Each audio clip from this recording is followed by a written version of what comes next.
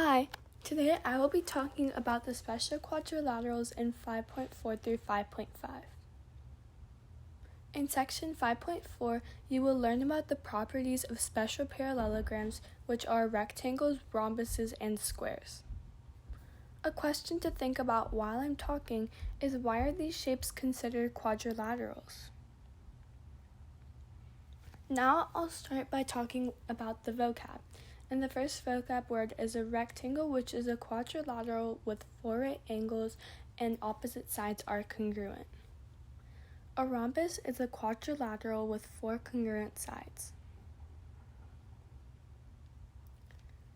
A square is a quadrilateral with 4 right angles and 4 congruent sides. Every square is a rectangle, rhombus, and parallelogram. So now I'm going to talk about the important theorems in this section, and theorem 5.12 is that the diagonals of a rectangle are congruent. Theorem 5.13 is that the diagonals of a rhombus are perpendicular, and this is shown in the picture with the right angle sign. Theorem 5.15 is that the midpoint of the hypotenuse of a right triangle is equidistant from the 3 vertices, as shown in the picture to the left. My first example is that Anne has a kite in the shape of a rhombus and she wants to know the angle measures of 2, 3, 4, and 5. If the measure of angle 1 is 20 degrees, find the other angle measures. So you know that 1 and 2 are bisected by the diagonal, so measure of angle 2 would also be 20 degrees. And then you know that when diagonals intersect, they intersect at a perpendicular line, so that makes measure of angle 3 a right angle and 90 degrees. And then on the left, you can see that that's a right triangle, so you could use 180 minus 90 equals 90 degrees, and then 90 degrees minus 20 equals 70, so measure of angle 4 is 70 degrees.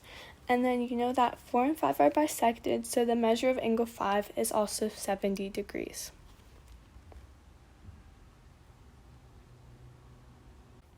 Now I will move on to 5.5 trapezoids. A trapezoid is a quadrilateral with exactly 1 pair of parallel sides. The parallel sides are bases and the other 2 are legs. An isosceles trapezoid is a trapezoid with congruent legs, so you can think of it as similar to an isosceles triangle.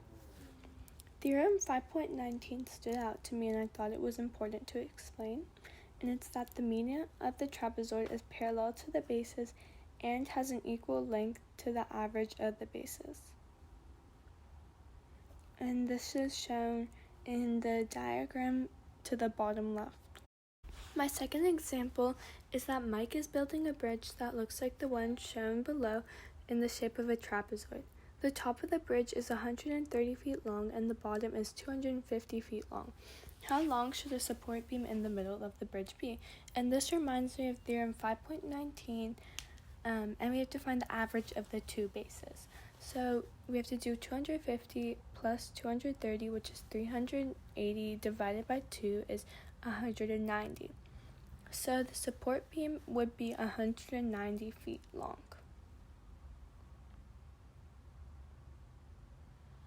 My question that I chose for y'all is on page 193, and it's number 18 in the textbook, and it's that if AD equals x plus y and BE equals 20, and CF equals 4x minus y, then CF equals blank. And you should have a numerical answer for that, and you should look in the textbook for the diagram. Thank you for watching, and I hope everyone liked this video.